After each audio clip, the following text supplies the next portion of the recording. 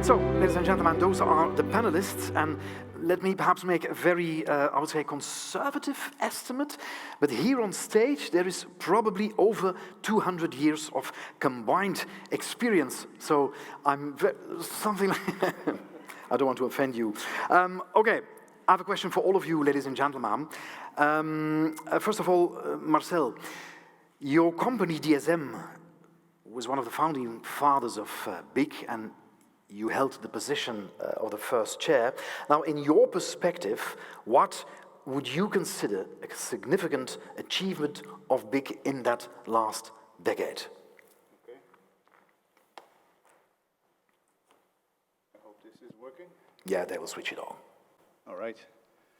So thank you, and first of all, I'd like to thank Rob and also Dirk for inviting me here on stage. It's a great pleasure to be here. Mm-hmm.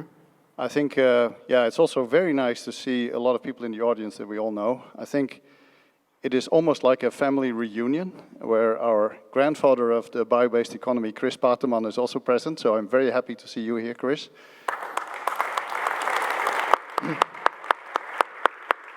Because coining the bio-based economy as a term really triggered a lot of thinking. And I think Chris and Feike Siebesma were in close contact, like how can we make the bio-based economy really tick?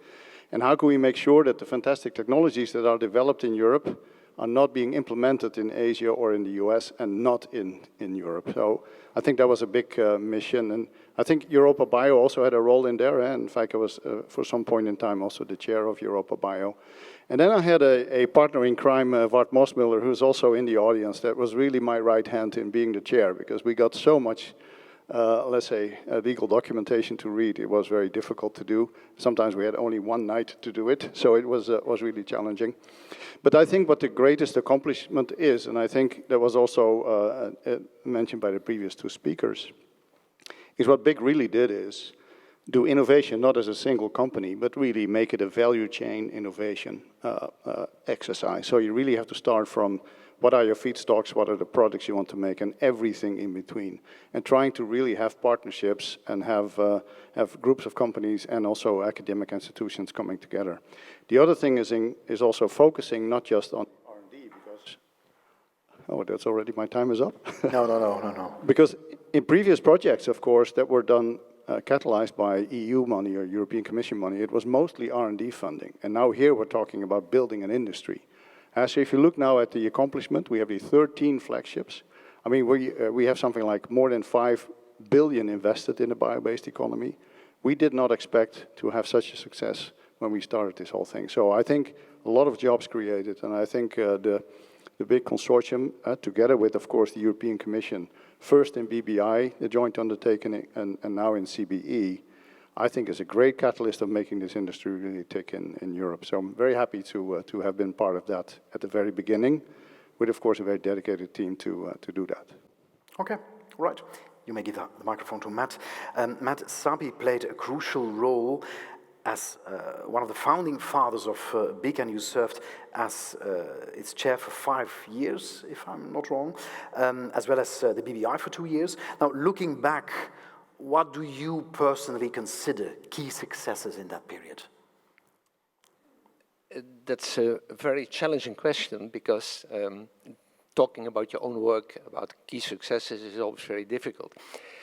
I would like to start with Marcel. Marcel said that in the beginning, he and his fellow Wart Mosmüller worked day and night to get BIC running.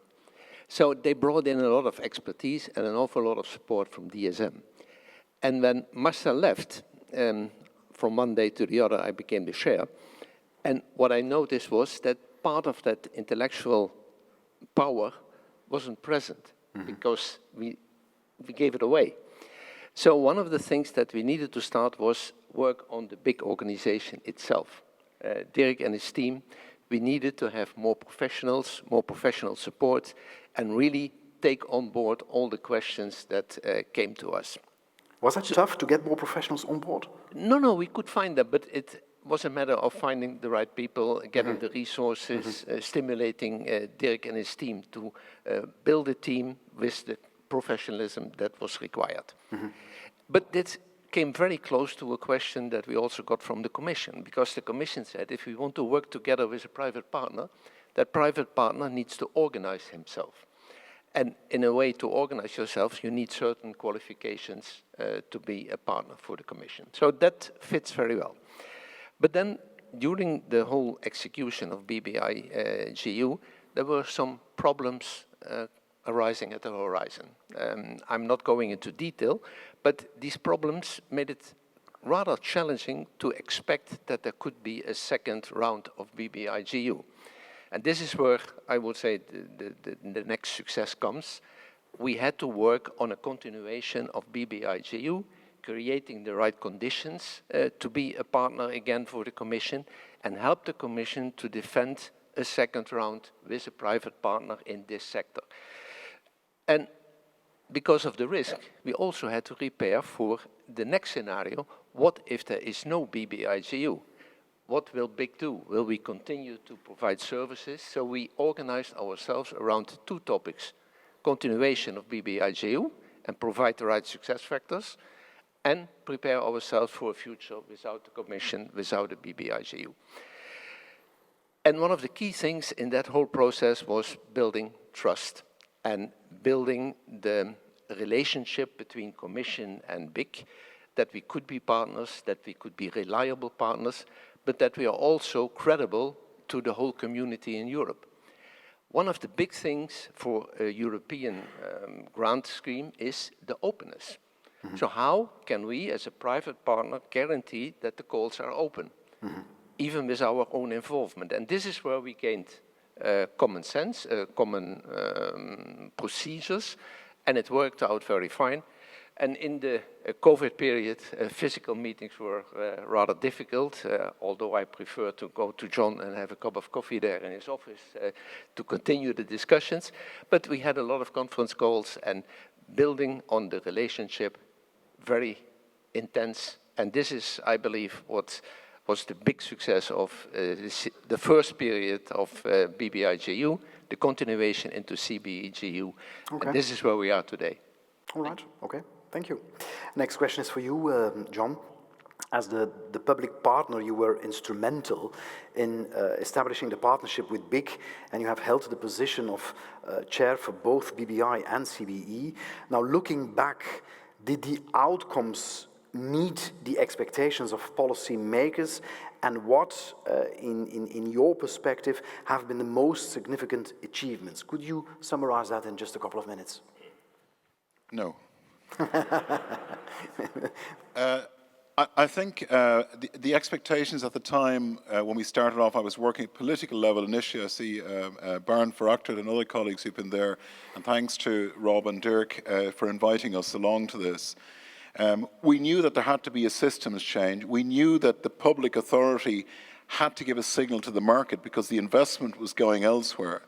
But of course, we didn't know how to do it. So I think one of the extraordinary things has been the learning process for us as a public organization, trying to understand the environment that you are operating in as people who set incentives and regulations and so forth. When you saw the map at the end that Jim showed, I mean, our expectations were that we try and develop some niches, that we try and see where is the possibility for industry and innovation and funding to build the possibility of demonstration. And then you see what is already there, and what's behind what's already there. The stage of demonstration is critical in terms of where the investment goes at the end of the day. And the investment, as we all know, in the world that we're in, goes in all kinds of different directions in different cycles. So I think from the Commission's point of view, it has been a remarkable journey. This is very, very specific for the Commission because it's not an easy ecosystem like aviation. You know, it's not just two companies who, you know, with some people in it. This is a very complex ambition. I think trust has been built. I think with our colleagues in the program office, with Philippe and Nicolo, and we've managed to find a way of understanding the different worlds. The move from the BBI to the CBE, Matt was very diplomatic about it.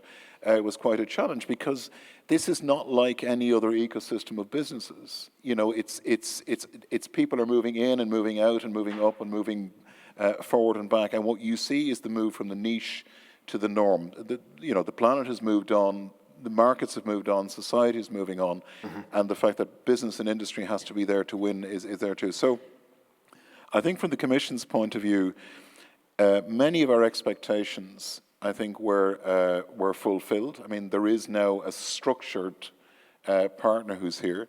There's an inherent, irreversible ambition that the European Union has to give the de-risking necessary that we can win here. I think with the Biden administration, you see the rules on that.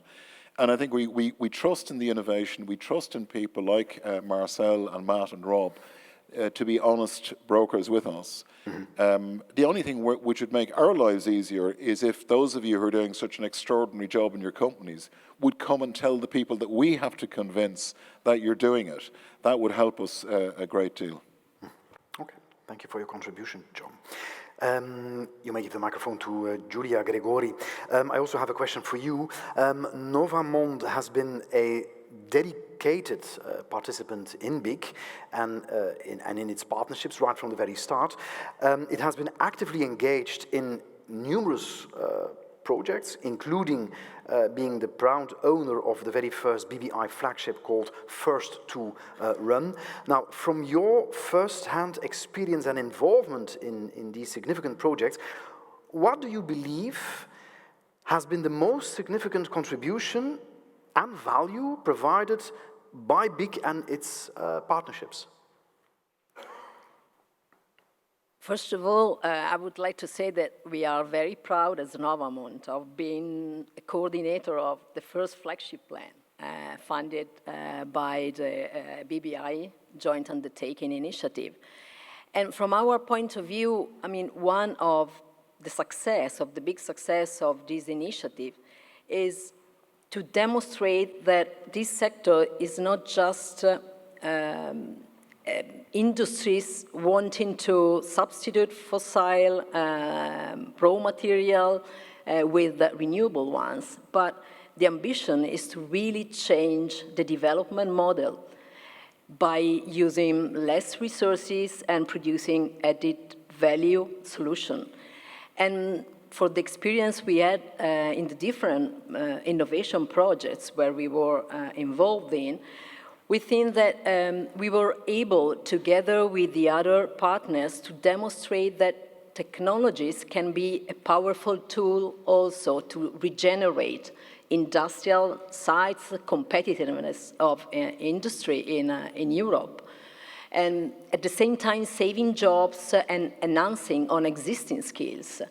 And another important result, we think, is to work together with the primary producer and working with them to really moving towards a more sustainable agriculture, both on finding new solutions for agriculture and working on developing crops that can grow and regenerate lands. And the last point that we think that we were able to demonstrate with our project, but not only Novamont's project, but all the projects that we see within this initiative, is that products can be seen as a catalyst of regeneration.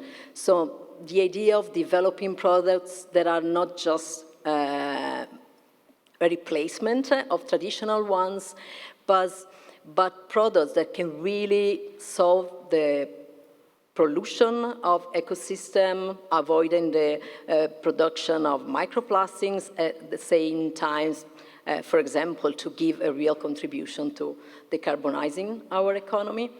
And more on the horizontal process, we think that being part of these projects was really important for strengthening the value chains, because it is a way to really be in contact with people from other sectors, from agriculture, primary producer, end-of-life management stakeholders.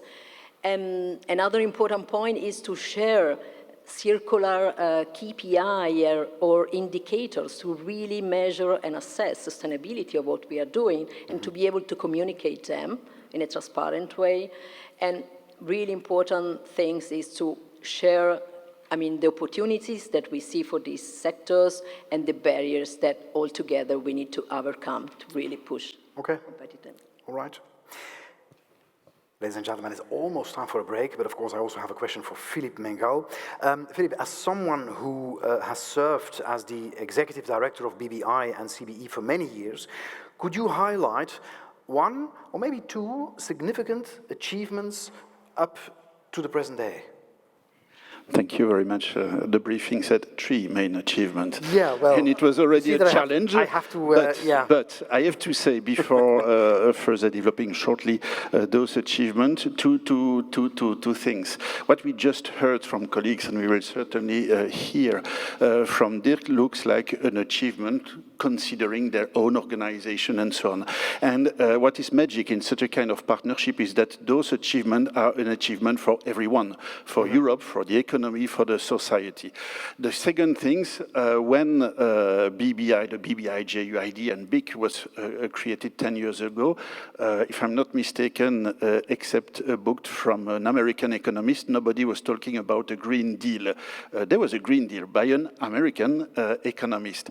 And what I want to say, if you look back at the idea behind the Green Deal announced by the Commission, von der Leyen, I think this partnership contributed to each 3 dimensions of this European Green Deal, the sustainability, of course, but also competitiveness. And then, in order not to repeat everything which was said, I tried to organize my 3 achievements around some keywords. And in fact, all the keywords have been used already. I will check my notes, but I'm pretty sure that they were used. The first one is about trust. Trust, but I added alignment. When you create this type of partnership, it is critical to have an alignment. If not, you don't have a success. And it was a big challenge because the constraint of Commission, the private sector, university research is quite different. The culture is different, but they had to work together towards common goal. And it was feasible thanks to the building of trust. The second keyword is catalyst or catalyzer, which was used several times. I think BBI-JU really acted as a catalyzer to develop the program, not just only a good system of spending money, not only keeping the industrial investment in Europe, and not only creating a value chain, a collaboration that didn't exist in the past, but really creating a community. And my third keywords, too, is structuring and leverage effect. When all this nice story started, the bio-based sector was already existing, and it was a lot of people working, quite big turnover, but extremely fragmented. And I think one of the achievements, we are not there yet, was to structure, to organize the sector, and the leverage effect, in fact, build on the other keywords, where the Commission put €1 billion of money at the beginning. The industry was committed to put 2.7, if I remember well, and today it's much more than that. And that's also part of the success. Thank you. Okay, thank you so much. So, Dirk, the last few minutes are completely yours. The question is this: what would you consider as significant achievements for BIC aside from its partnership with the European Commission? I think one of the achievements is that I'm still here. So, some in the room will know when I was asked, I think more than 10 years ago, because we were setting up BIC, I was asked for a project for 3 months to set up BIC. And now we are almost 11 years later, and I survived. But I not only survived, I really have to say I really enjoyed it, because it's not like a job, it's really having, working with colleagues in a team, with partners, but in a very good atmosphere. And of course there are sometimes discussions, but we always find, I would say, solutions in a common sense. If I look a bit internally now to BIC, of course I can only repeat what my colleagues have said, the successes of the partnerships and so on. If I look now a bit maybe internally to BIC, what I see as the biggest achievement, to my opinion, is that, of course, we have grown for 35, founding members to, I think at the moment, we're almost 300 now. But what I have seen is the behavior of the members, of the companies. I still remember the first call, companies were thinking on how can I set up a project from a feedstock to make a product. And I think already in the second call, because we brought within the under the umbrella of big companies from different sectors, which is quite unique, they started to discuss, and they saw, it's not so, it's interesting to have a project, but it's maybe more interesting to collaborate. Because if I collaborate with a company from another sector that I didn't know, then we can create synergies. Because your feedstock for your side stream or even waste can be feedstock for me. And so very, very fast, and this was faster than we expected, we have seen this kind of collaborations creating new value chains. And to my, this is the biggest, one of the biggest achievements. And due to that, new sectors came in. The food sector was absent. I still remember the algae area, the blue economy was a bit aside, they came in. So we have seen new companies coming in. The third element, I think, where in the beginning, everybody thought, this kind of joint undertakings was for the big companies, the large companies. What I have seen, our membership, 80% are SMEs. And I think we are one of the partnerships, even, compared to the Horizon programs, where SMEs are the most successful. And we have 80% of our members are SMEs. We have demo projects where completely, coordinated by SMEs. And this is important because for them, a demo project is a proof of concept that makes it easier to attract funding in the later stage. And I would say the last element, which is certainly also important, is we have seen involvement of what I call brand owners. Not in the first calls, but step by step, companies that bring products on the market came in, and we made this kind of statistics. It's quite amazing. And this is important because if you are a company and you can have in your consortium, in your value chain approach, you can have a brand owner that develops new applications that will bring the products on the market, that shortens also time to market in the innovation chain, and makes it also easier to, I would say, find funding for the later stage. So to my opinion, on top of course, what all the colleagues have said, these are really nice achievements that, with all the members within BIC that we could obtain. Okay. Dirk, maybe just one final thing. This is a celebration. In Belgium, we often celebrate with a glass of beer. Now, we have quite some people here from all different countries in Europe. What is the one beer that you would absolutely recommend them to try before leaving Belgium? Do you have... We still have 10 seconds. Do you have a suggestion there, Dirk? So my preference is Chimay Bleu. Oh, all right. Ladies and gentlemen, give them an applause. Our panelists.